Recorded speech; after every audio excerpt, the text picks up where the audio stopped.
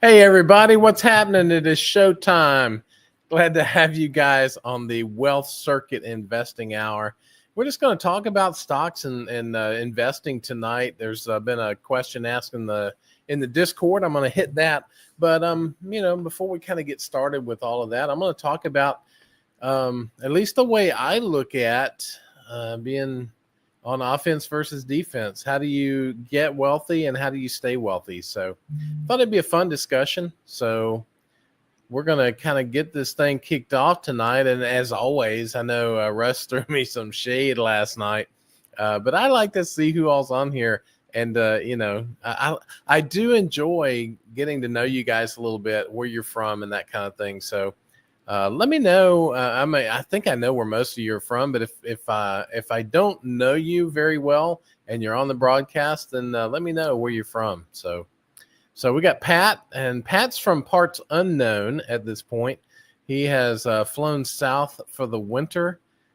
He's like a bird. He snowbird, I guess, has flown south for the winter, and but this year he has good internet service. So, Pat, we're excited that you're a part of that. We got Shannon. I think Shannon's from Atlanta. It's good to have you on here, my friend. We know that Mr. Swami's from the H-Town in Texas, and it is a little cold there. And, hey, Michael, it's cold in Alabama, too. I don't know what it's going to get down to tonight, but it is definitely below freezing, which means we have to keep water for the chickens because, in the summertime, I've got a setup where I can, put 5 gallons of water in and it'll last them 2 or 3 days, But in the wintertime, it freezes. So I had to kind of keep an eye on that. We have to keep water, fresh water for the chickens. So, but it's that cold here. And my understanding is we're supposed to get a little bit of weather before the end of the week. So everybody here, of course, my career was in Ohio, and it snowed starting around Thanksgiving. It snowed until probably April there. So, we're used to snow, and of course, they had the equipment for the snow and to get snow off the roads and stuff. But around here, man, when they predict snow, you can't find a gallon of milk, a loaf of bread, or a roll of toilet paper anywhere, man. Everybody just goes and pillages the stores because they don't want to get caught without. So anyway, good to see you, my friend. Good to have you on the program. So we got Jim here, sweater weather here in Cornhusker State, 14 degrees Fahrenheit. So that's a little bit, maybe more than sweater weather. I've got my hoodie on tonight. So hoodie from Edisto Beach, South Carolina.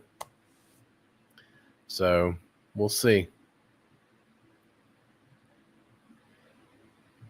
Let's see what else going on here. El Dynamico, I think you're from the great state of California, city of, I think it's Sacramento or San Francisco. I don't remember. I know it starts with an S. That's what I get for trying to be smart. Kevin Mendoza, good afternoon or good evening to you, my friend. So we do have 2 Kevins, and so I think that means we can get started. Pat says he is from the Upper Peninsula of Michigan, but on a barrier island helping the hurricane recovery. Oh, helping with hurricane recovery. That's awesome, man. Just north of Fort Myers. Very bad this winter. Wow, that's really cool. What kind of things are you doing there, Pat, that you like helping to clear debris? You helping to rebuild? What kind of things are you doing there, man? You, providing food for people, water, just curious about what you're doing there to help with the recovery of the hurricane. Yeah, El Dynamico, Sacramento. That's what I knew. It started with an S, and I knew it was one of those two. So I'm not a expert in the state of California. I have been to Los Angeles, Hollywood.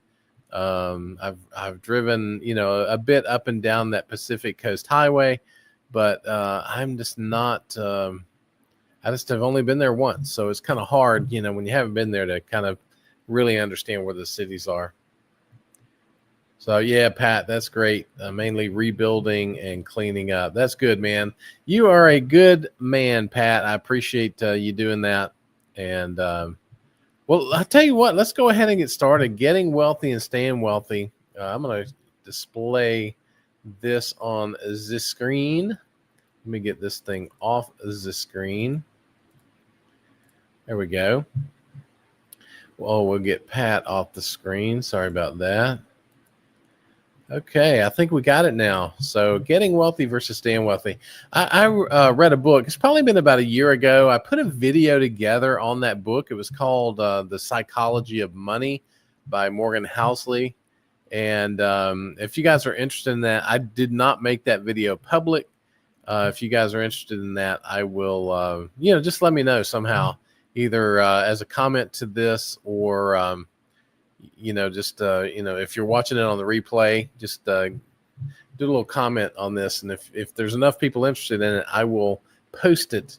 It's basically my take on the book, The Psychology of Money by Morgan Housel. But there was one, and I kind of structured it like the 12 biggest takeaways. And so one of the takeaways from that book for me was our top takeaway was that getting wealthy and staying wealthy require different skill sets. So this is obviously takeaway number 5.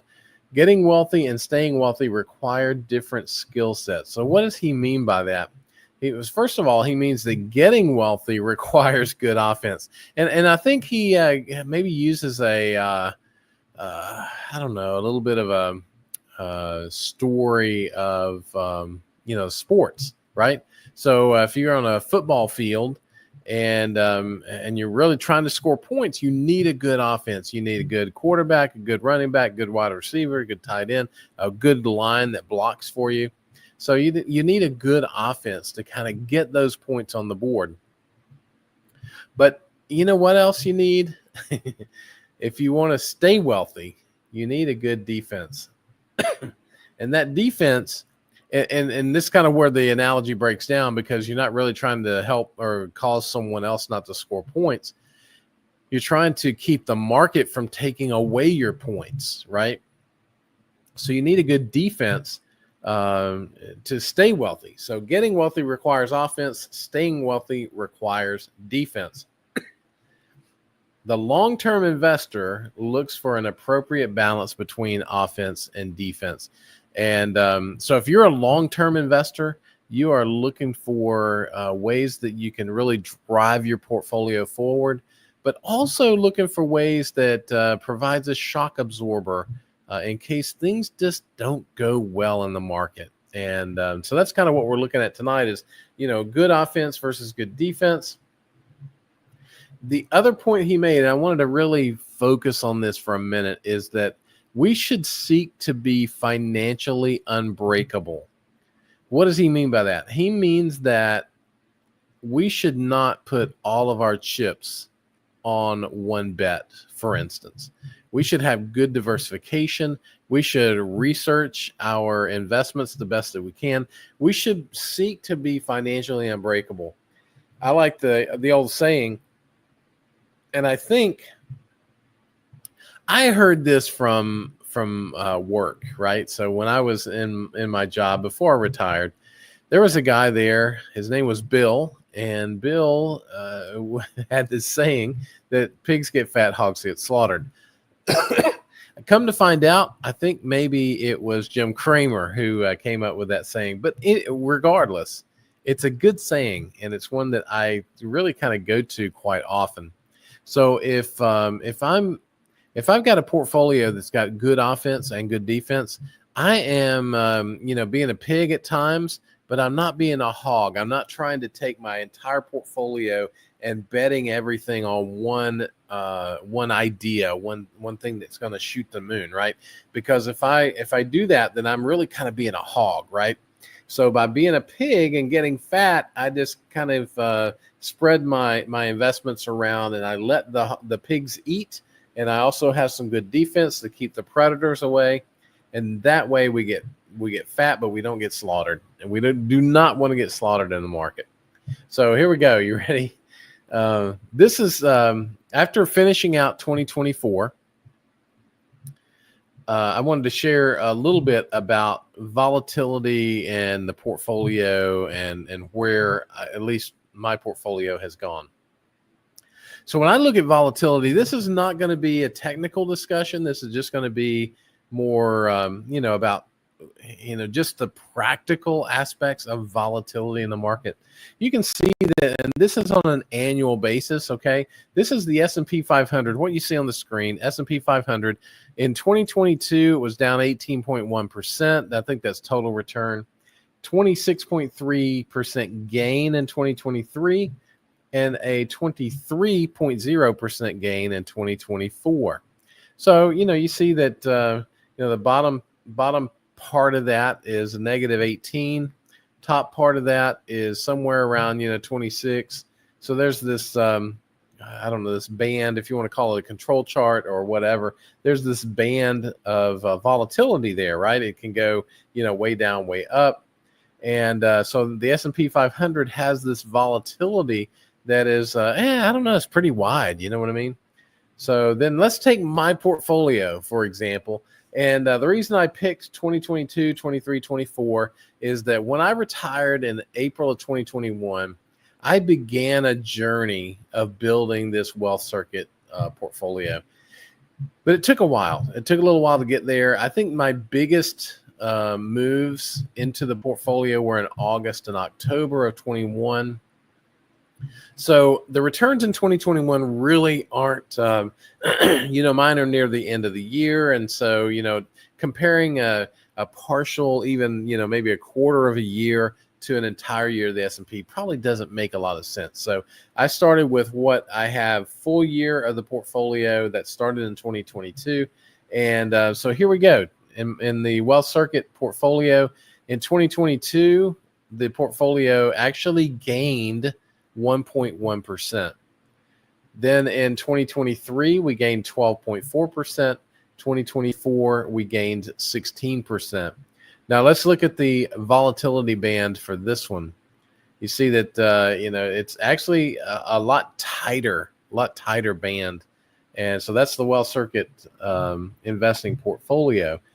So if you like volatility, and you're, let's say you're all offense. Let's say you're young and you're all offense. Then by all means, that volatility is probably going to be your friend over time.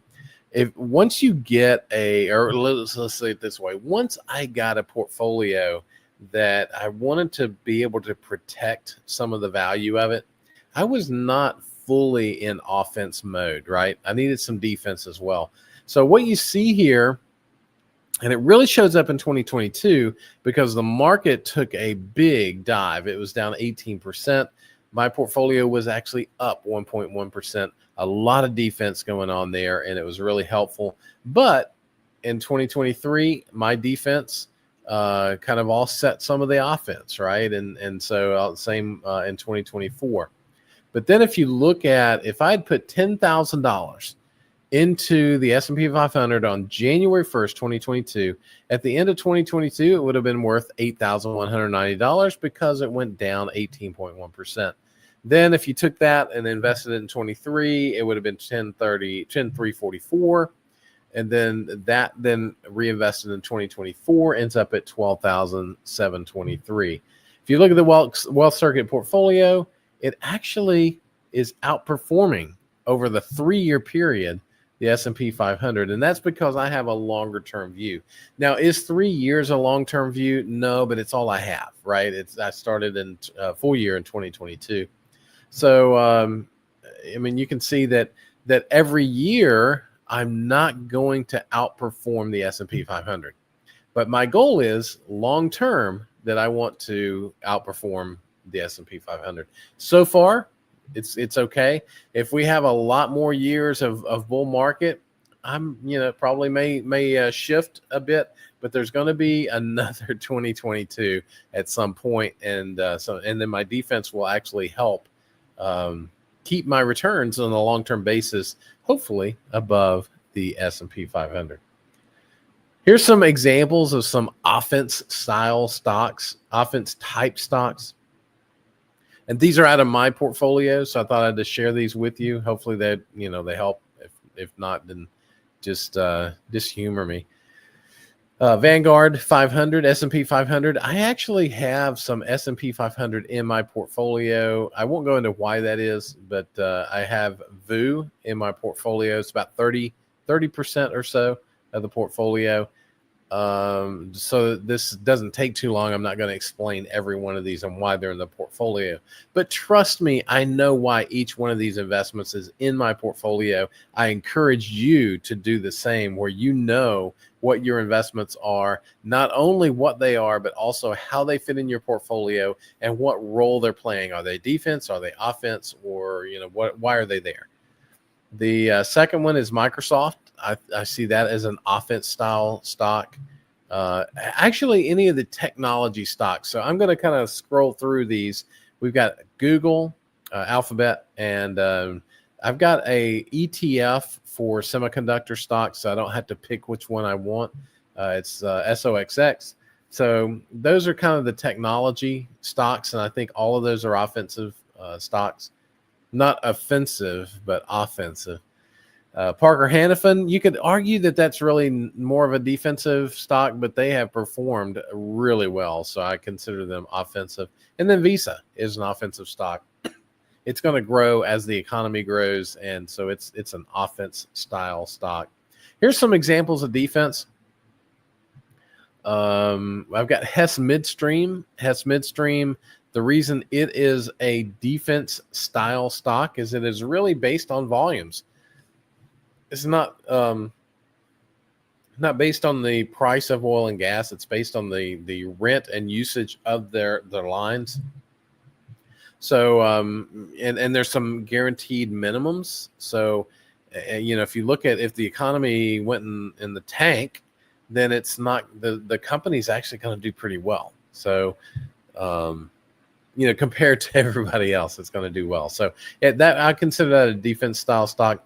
Atmos Energy, which is a gas utility out of Texas, I consider that a defense style stock. Johnson & Johnson, probably less so now that they've gone through the getting rid of part of the company, and so now it's really more about the drugs and the apparatuses, the medical apparatuses, but until they prove me different, I'm going to consider them to be part of my defensive stocks. Lockheed Martin, that's a good defense. Not only is it a defense stock, it's a defense type stock. So Lockheed Martin is about national defense, and they have long lead times, and they're not at the whim of cyclicality in the market and the economy. So Lockheed Martin's a good defense stock. Verizon, because of its dividend, is a good defense style stock.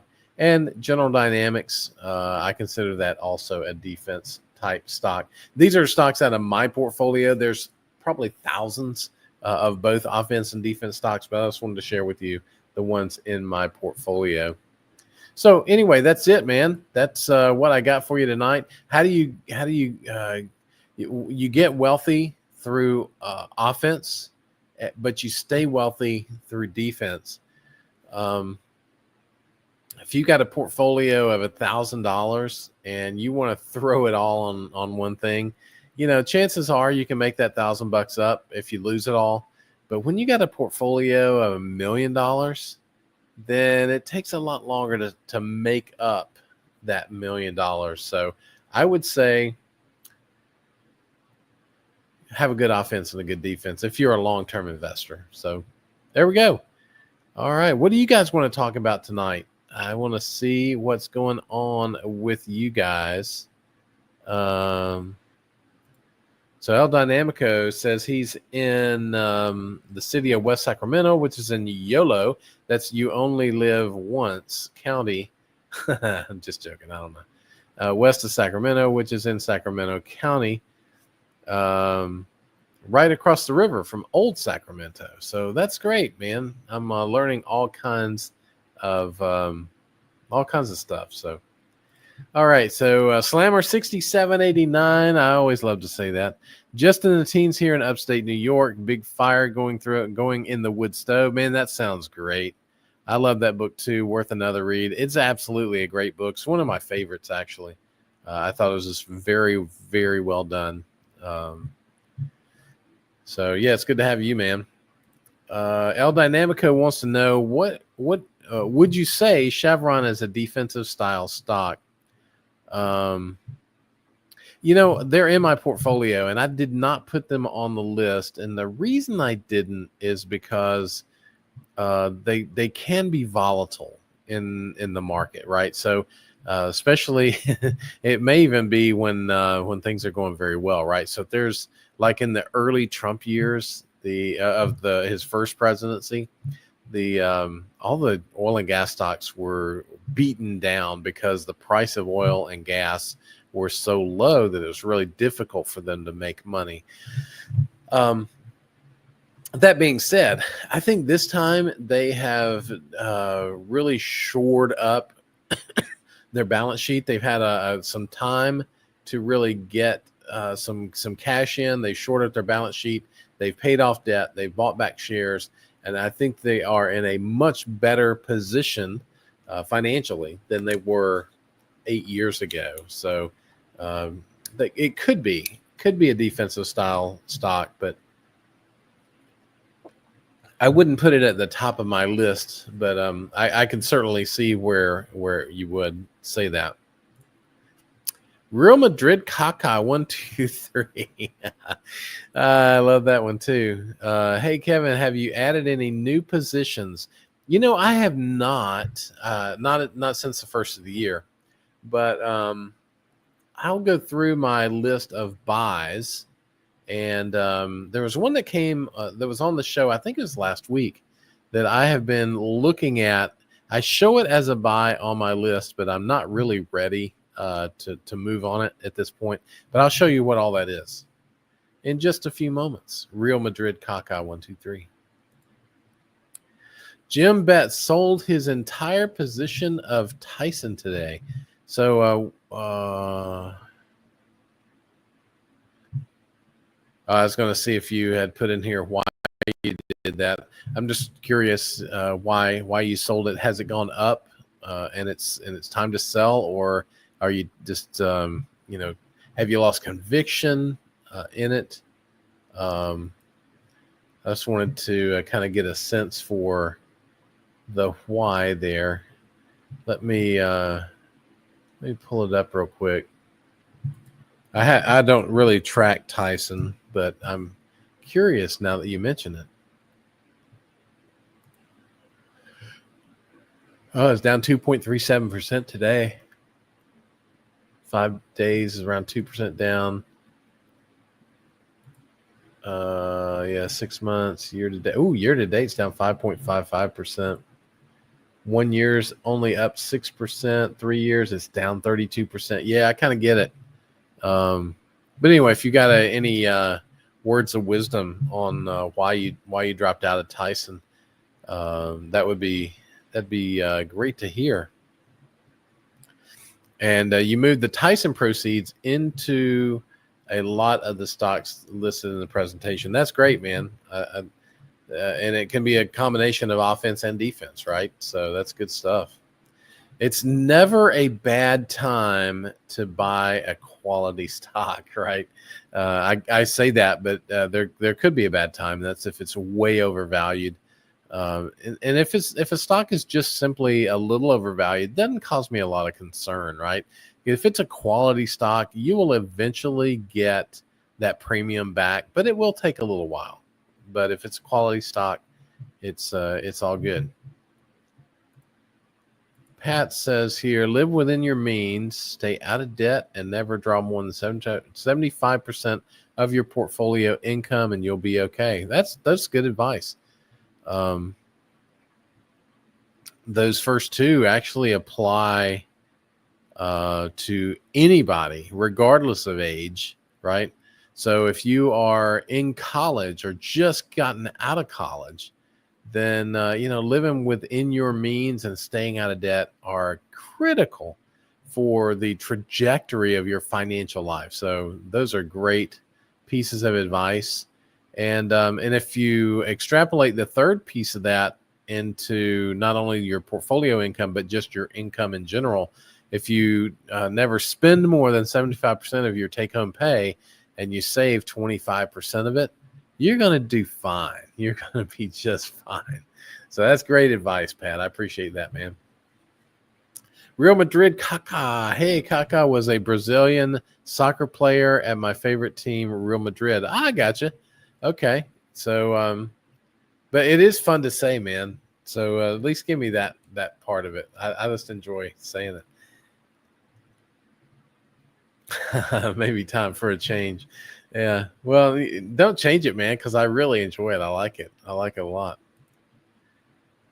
Russ says it's a sad fact, and it's easy to lose focus on slowly getting rich. Yeah, that's exactly right.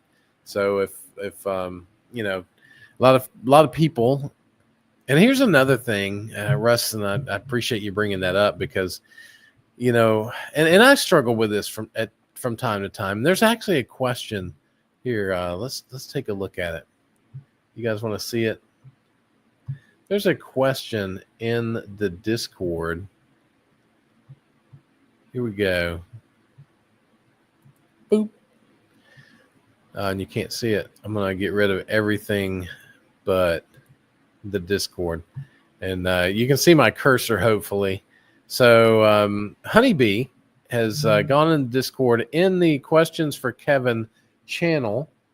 And she has asked, did you see Dan Niles's picks for 2025 today? I did not, but his top pick was cash.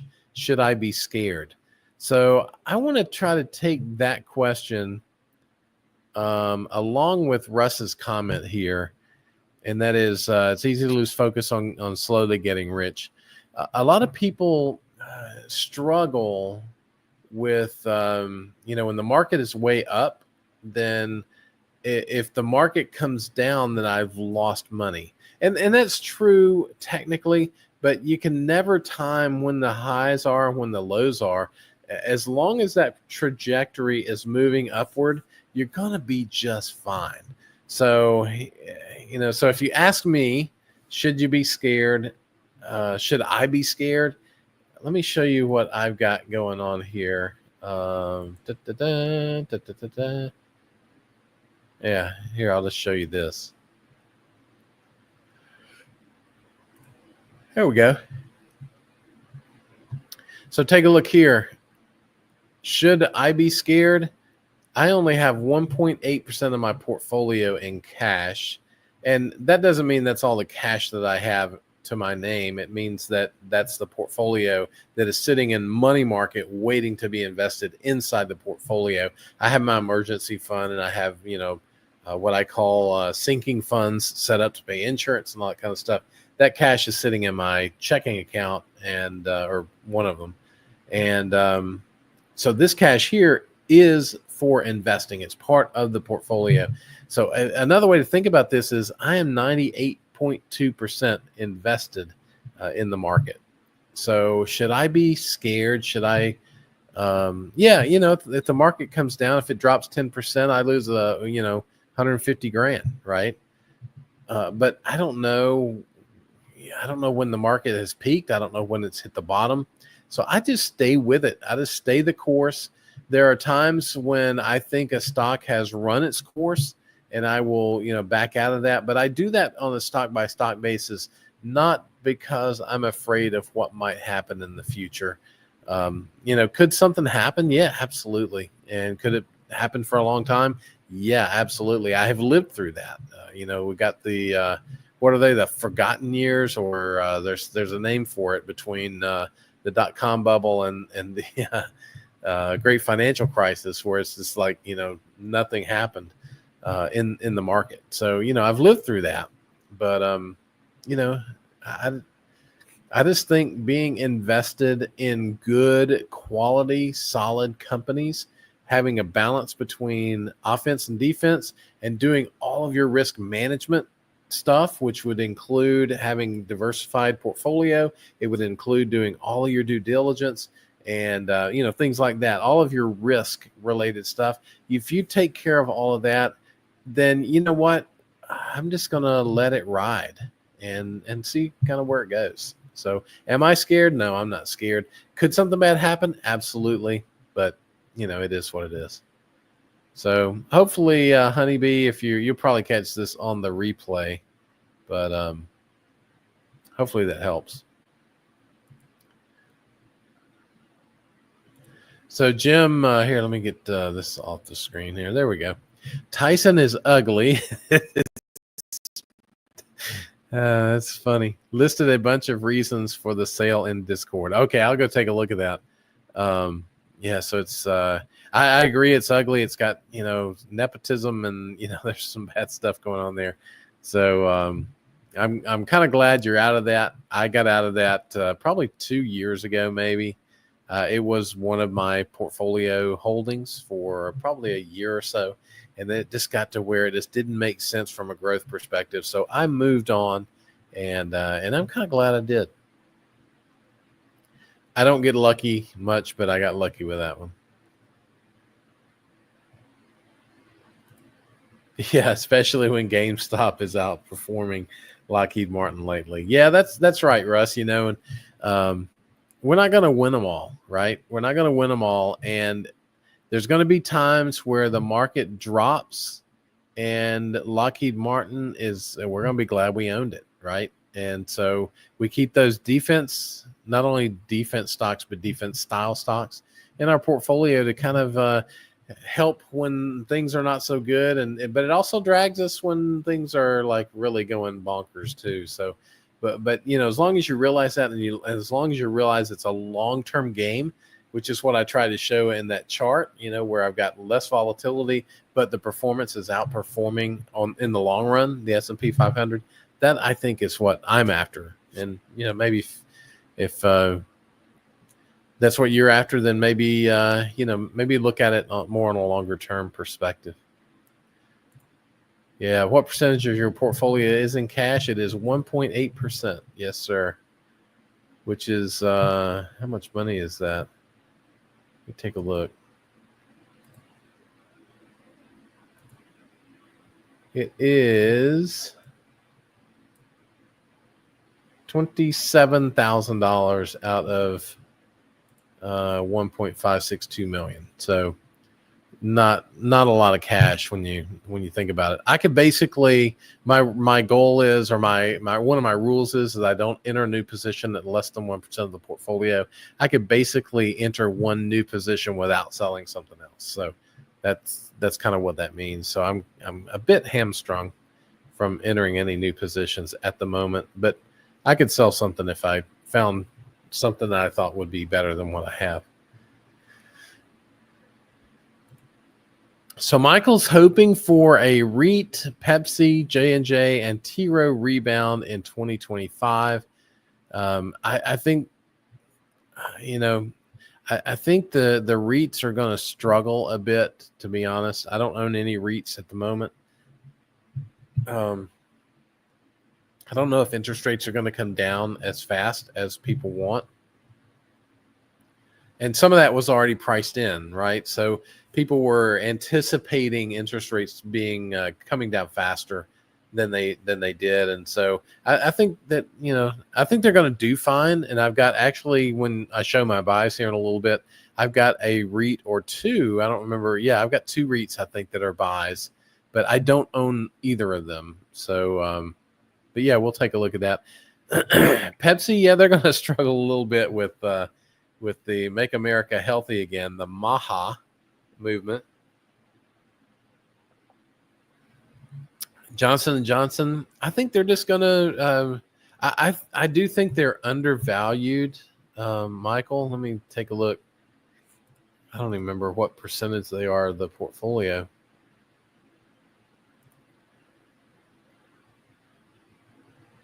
Johnson & Johnson. I've got way too many stocks now in my watch list, not in my portfolio.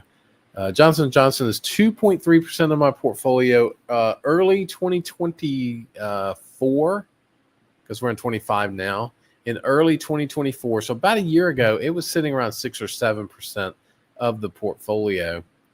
And then when it got into the 170s, mid 170s, I trimmed it down to about 2.5%, and now it's down to 2.3%. It's trading at about 143. I'm showing that from a Morningstar perspective as a discount of 12%. So that's I think that they can certainly make that ground up, at least part of it in 2025. So here's to you, my friend, because I own Johnson & Johnson too. I'd love to see that come back. Russ says, over the last 1 year on a total return basis, Lockheed Martin 4.27. GME is GameStop, right? Maybe I should look that up before I just make that assumption. Hold on a sec.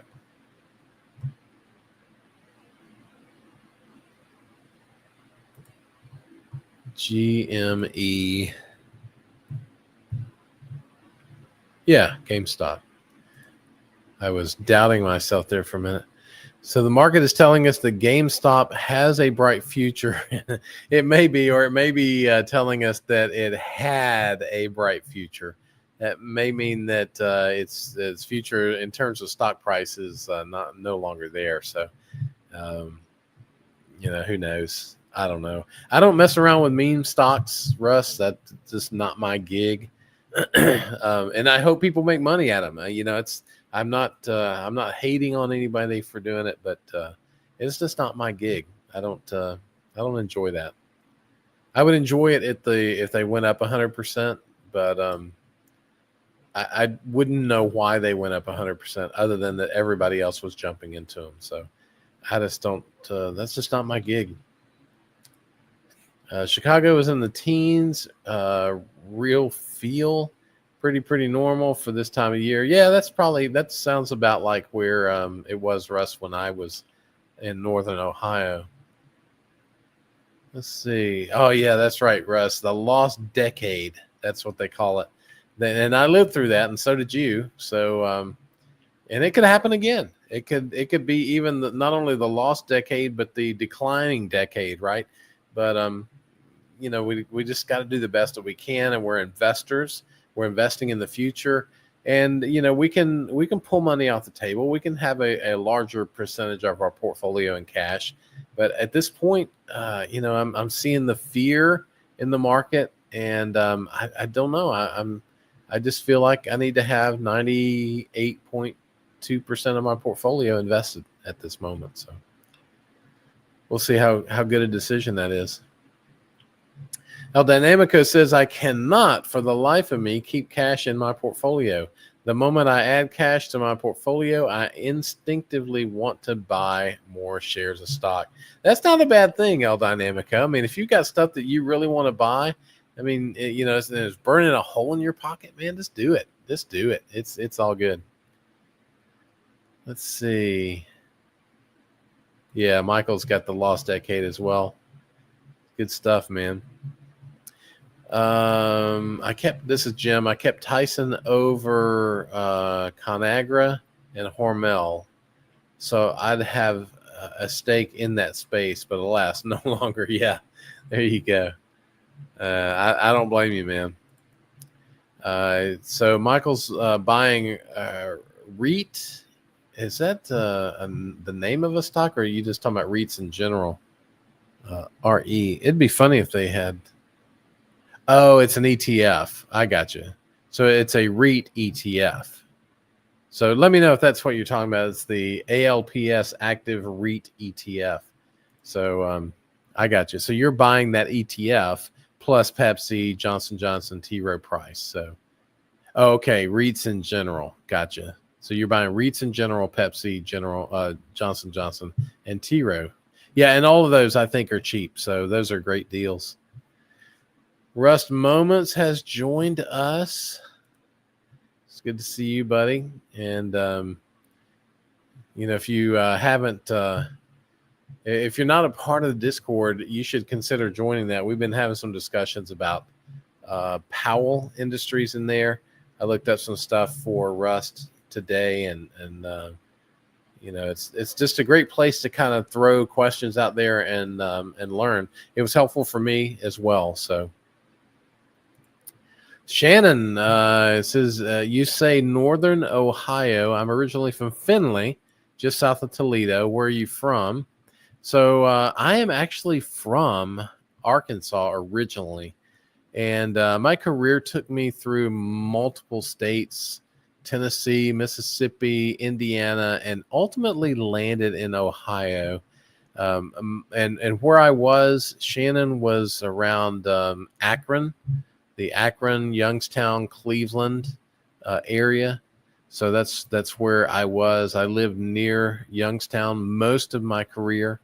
That's where we raised our kids. And so yeah, that's the area I'm from. I have been to Findlay, Ohio, and actually I think Marathon was there. I went and visited their chief audit executive there, and they came to our place as well to kind of do some benchmarking and stuff like that. But yes, it's a good. And there was a guy in my master's program at the Ohio State University. How about those Buckeyes, man?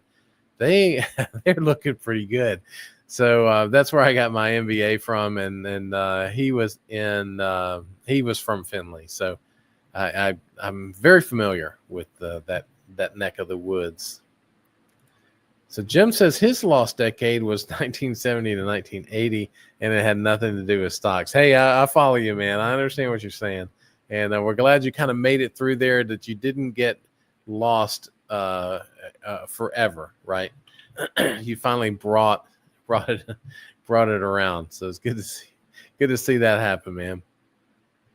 So Russ says, I don't keep cash because I know I got no money to invest next month and don't want to stockpile. Yeah, I think that's right. And, especially if, for our younger investors, if you're doing dollar cost averaging, I would just put that in and let that roll, right?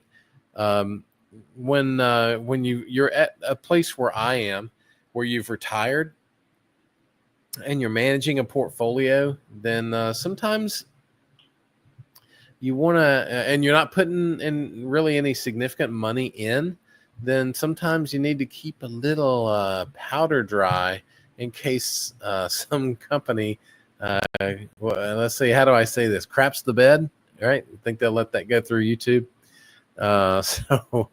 If somebody does really poorly and it's time to buy some stocks, it's good to have a little cash sitting on the sideline. So that's kind of the way I look at it. But yeah, I agree with you, Rust. If you're in a place where you are dollar cost averaging in, and then I would just do it. I would do it all. I wouldn't set any cash aside. And that's what makes investing kind of cool, is that everybody's got their own needs and own design of how they do it. So we're all good there. Pat says he's got 23% cash and high yield savings. It's an old guy thing. Yeah, that's good. And Pat, in your case, I think you've alluded to anyway that you're using cash from your investments. And if that's the case, I think that makes sense that you're holding some cash in a high yield savings account, because you never know what the market's going to do. And if you're pulling that cash out of your investments, you need to have it, kind of in a safer spot. So I certainly agree with that. I am not at the point yet where I am using cash, other than if I'm investing in things like this honey business and, stuff like that. If I'm using it for an investment, I'll pull it out of the portfolio if I'm buying real estate or whatever. But I'm not using it to live on at the moment. And once I get to that point, I may actually keep more of my portfolio in cash, because I don't want to need it and the market drop and me going, man, I wish I had done it before that. So anyway, I agree with that, Pat, if that's your situation. Yeah. Jim's mentioning to El Dynamico that he got SPACs, SPAXX, which is basically cash.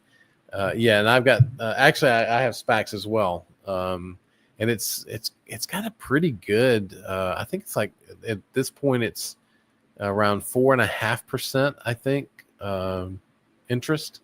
So anytime that I sell a stock, it goes immediately into SPACs. So I'm getting 4.5% annualized rate on any cash that's in my portfolio. So it's kind of like getting a dividend, but you don't get any capital appreciation or depreciation. So, oh, Rust bought $1,600 of Lamar. The Lamar is it? Yeah, that's a REIT today.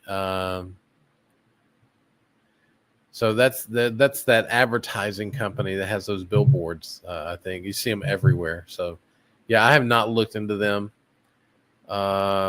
Michael's buying Vici and WP Carey, not REIT. Gotcha.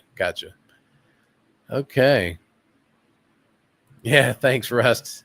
It's the Discord is great and it is free. That is true. So Tim McCarthy, Tim, I don't know if I've met you. Maybe I think I have. I remember your picture. You're selling options on large cap dividend stocks and using the income to buy shares of Realty Income and SCHD. Well, that's interesting.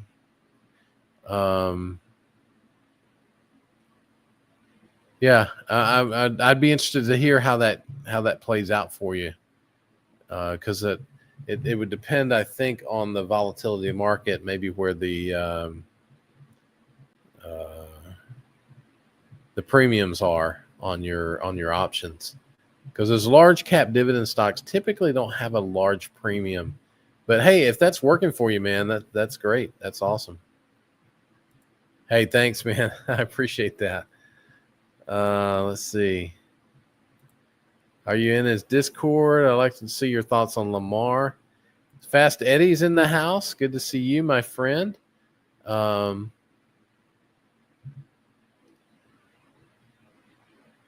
right, so Fast Eddie's got a question. I think this is a great segue into what my buy ratings are. So I will show you guys what those are. Let me read this. I have a 25-year-old son. You can't be that old, Fast Eddie. Come on. That means you got to be at least 45 years old or so. So you can't be that old. You're more like 30, man. I'm just kidding around. So that just put $7,000 in his Roth for this year. That's fantastic. So first of all, kudos for him for actually getting that done. That is fantastic. What would you invest in? He already has VTI and VU. So VTI, I think, is the international version, and VU is the S&P 500. So is it? I mean, I'd have to know a lot more, but I think VU and VTI are fine investments for a 25-year-old. I mean, if you follow the S&P 500, you're going to be doing real well. He's going to be doing real well in 40 years, right? So I think both of those are fine. If he's interested in individual stocks, let me kind of flip over here to, let me, there we go. Okay. Oh, yeah, we were looking at Tyson. What were we coming over here for? We're coming over here for this. This is it right here. So I'm going to sort this and actually limit it on what my buy ratings are. So for those of you who aren't aware, I have actually there's 96 stocks now in my portfolio tracker. And I have a calculation that I do where I determine what I believe the 1 year out price is going to be. And then I even compare that to what analysts are saying and see if we're in the same ballgame. So here are some stocks. And it doesn't mean that they're going to hit these annual percentages, but I'm trying to do a calculation that's somewhere, and let me make it bigger so you can see it. A calculation that's somewhere relative, right? So if I'm going to buy one stock versus another stock, what basis do I use to buy one stock versus the other? So here we go. My number one is ConocoPhillips, COP ticker. I've bought them recently, probably about a month ago, I guess. Started a position in ConocoPhillips. The analysts, I say it's going to be around 39%. I think it's going to do very well. I am a little nervous though about the new administration coming in, drill baby drill. What is that going to do to margins, and is that going to impact ConocoPhillips? So I'm slow playing this a bit. But my calculations say 39%, and lo and behold, it never works out this way, but the analysts are also exactly saying 39% as well. So you can see that, there's one other on the list that is the same, and that is Hess Midstream. And that makes more sense because it's a lot easier to predict. But anyway, ConocoPhillips, that's number one on my list in terms of, future return, because I think they're well positioned for the future.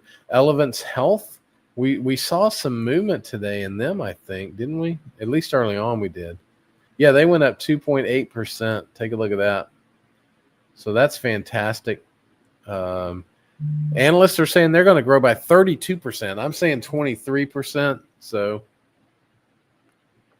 mine tend to be more conservative usually than the analysts, but I like to have the analyst info in here because it gives me something to test my numbers against. So I'm not just blindly, kind of going and doing my own thing without doing a little bit of comparison. Realty Income. I think somebody had mentioned that they're buying Realty Income. I have that as a buy rating as well. I don't own Realty Income, and I'm probably not going to buy any at this point. And the reason why is they don't have a moat, and they have a 3% return on invested capital. Most REITs have a low return on invested capital. I thought I had Vici in here as well, but I evidently don't. However, their uncertainty is pretty low. So, I think Realty Income, if you're investing in that, I think that's a fine investment. It just doesn't work well for my portfolio. Now, another one that I don't own that if you are looking for not a defense style stock, but a defensive stock, a defense contractor stock, Northrop Grumman is probably the most attractively priced of the defense stocks. And that includes Lockheed Martin, Huntington Ingalls, General Dynamics, RTX. I think Northrop Grumman is the most attractively priced defense stock. And I think the reason is there's some uncertainty around one of the major programs that they've bid on, whether they can actually pull that off. So I think there's a bit of uncertainty there. Will they do it or not? I don't know. But I think it is the most attractive defense stock out there. So if you're looking for a defense stock, Northrop Grumman is a good one. United Health, we're seeing them. I think they've come down a bit. They were up a little bit today, but they have been down recently. And I'm saying, they're going to be at a 17%. Analysts are saying 27%. I think they're undervalued, but not significantly. So I'm also saying that Verizon is a buy. And the only thing and I do own Verizon, and the thing that worries me a little bit is the low return on invested capital. But other than that, I mean, they look actually pretty good, especially if you're looking for dividends, because they have a yield, let's say, of 6.8%. So if you're looking for an income stock, I don't think you can go wrong with Verizon, especially if it's in, let's say, below $40, which is where it is. So if you're looking for Verizon, now might be a time. I may actually add to this position a little bit here in the near future, if I can shift some money over into that, because I would buy this stock. I would buy Verizon, Hess Midstream, Chevron, even ConocoPhillips with my after-tax account, because I would use that for dividend income. And so anyway, I would need some money in that account to actually buy those. And then, fortuitously, Hess Midstream is the next one. I think that's a buy. Chevron, in my opinion, is a buy. Carlisle Industries. I know somebody on the program has mentioned Carlisle. It has gone down quite a bit in the past, couple of months. It was up a little bit today. But I think Carlisle is an interesting story. Analysts are saying it's going to grow by 32%. It is overvalued according to Morningstar, so I'm not jumping right into that. But if it's something that you need in your portfolio, I think now's not a bad time to buy it. At least starting a position, dollar cost averaging in, I think it's certainly fine. And then Microsoft is almost a perpetual buy for me. I own 6% of the portfolio in that. It's got a wide moat. It's undervalued by 13%, 28% return on invested capital. So it's so those are my buy ratings, and so I thought I'd share that with you. So I don't know who is it, Fast Eddie. Maybe maybe one of these stocks might be worthwhile if your son, your 25-year-old son, is looking to buy some individual stocks and building a portfolio of individual stocks. Might take a look at that. Otherwise, I think VU and VTI are just fine. It's simple and it works, So let's get back over here because we are running pretty close to time here. Let's see.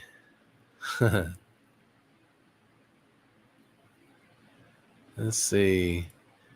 Don Wilson's good to see you, man. Good to have you in the program. Funny how the price action of T Rowe is identical to ZB, the 30-year bond. That's interesting. I didn't make that connection, but you may be right. But I do believe if the market takes off, if the economy takes off, I think T Rowe is set. I used to own them, and I got out of that. Not because I didn't like them, but because I needed the cash. I sold out some of my after-tax portfolio to make some donations at the end of the year, and T Rowe was one of the stocks that I sold off to do that. So let's see. Tim, on Fidelity with SPACs, you also get the same interest on the cash used for cash secured puts. That's a great point, Tim. Yeah, so when you're doing options and you have cash secured put, they will actually reserve that cash so that if you get exercised, then they have the cash on reserve to buy those shares for you. And they use SPACs for that as well. So that's good to know. I didn't really catch on to that either. So thanks for sharing that, Tim. El Dynamico, thank you for relaying that message for me and to me, Kevin. You got it, man. Anytime, my friend. To Tommy, I haven't seen you in a while. Where you been, man? And hello to everyone. Happy New Year and good luck in investing and in personal lives. Yeah, absolutely, buddy. Absolutely. 27-year-old daughter just funded her Roth and bought SCHD. That's a good one too, Don. And so I tell you what, you guys are raising your kids right. They are investing and building their future, and so you guys should be commended for that. Your children are doing well. Got a 27-year-old daughter who is fully funded her Roth IRA. And in SCHD, the growth piece of the Schwab family, I think that's going to do well. Good job.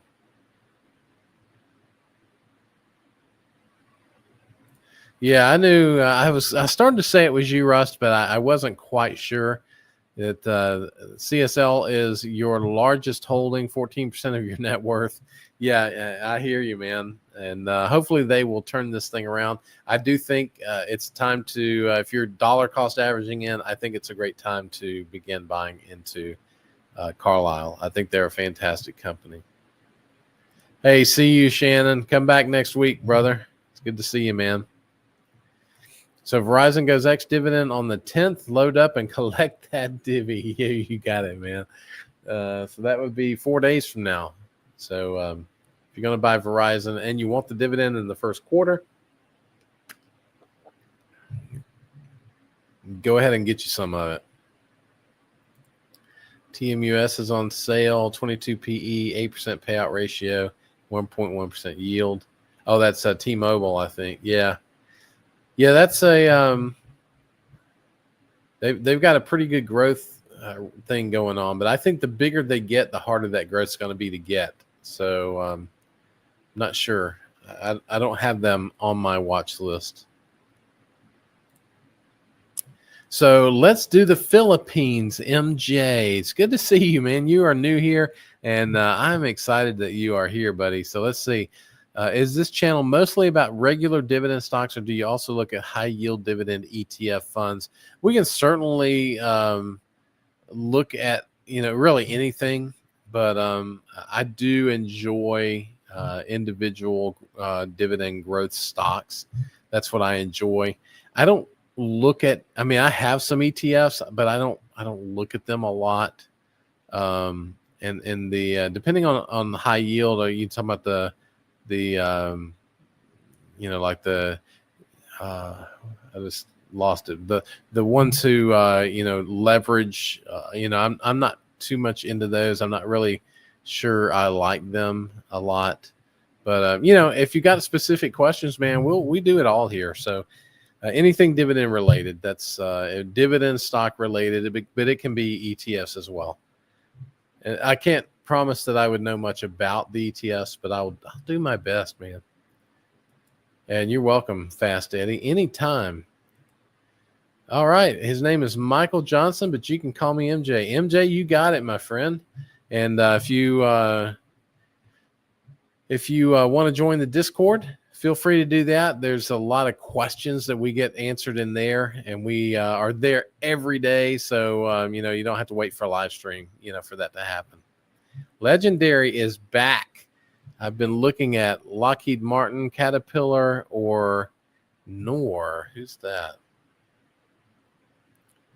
I've lost my mouse. That's not a good thing. Noranda? No, that can't be it. I don't see a Nor. Maybe is that the right ticker? I don't see an NOR. So but anyway, Lockheed Martin and Caterpillar are great stocks. Yeah, absolutely. But if it were me, I don't know if Lockheed Martin is the right one at this point. But I do like what did I say a while ago? Northrop Grumman. And that may be what you meant to say. That's NOC. Northrop Grumman is NOC. Let's see. My 400 shares of Verizon paid $271 quarterly. That's fantastic, man. That is really awesome. Good for you. Yeah, so Rust is down 7% on his Lockheed Martin. They do amazing buybacks, over 5% non-cash dividend yield every year with their buyback program. Yeah, that's right. And depending on when you got in, it could be problematic. But let's see. I'm looking at what I got into mine probably the end of 2021, early 2022. And I'm at 33% on mine. So, but it looks like they went down 3.3% today. So that's not good. Yeah, Yield Max, Defiance. Yeah, I struggle with those, MJ. And, at some point I can go into that. We're near the end of the program today. But, yeah, I've got some real issues with some of those funds. And it'd be fun to kind of talk about. So either come in the Discord or next week, maybe we can hit some of my thoughts on that. But everybody's got to do their own thing, right? So I'm not saying that you should or shouldn't invest in anything. That's not my goal here. My goal here is just to give you my thoughts on what I'm doing. And, if I know kind of what your situation is, then I can give you some thoughts on that as well. But it's yeah, it's a those can be a little bit difficult from an investment perspective, I think. So, but let's talk about those next week. Yeah, is it Nordstrom? Yeah, Northrop Grumman. That's what I thought. That's NOC. Yes, sir. Northrop Grumman. I know it should be NOR, but it's not. All right. Hey, MJ, that's great, man. I'm glad you found it too. So, but guys, it is after 9 o'clock. It's 9:05. I always enjoy being here with you guys. We have a great time. We talk about things that matter, and what matters is how we are preparing for the future. It's always good to keep that future in front of us and make good decisions today that impact our future. And I love the advice from Pat early on: live within your means, stay out of debt, and invest your money. And you're gonna do well. So, all right, fellas, it's great to see everybody, and I will see you on the next one.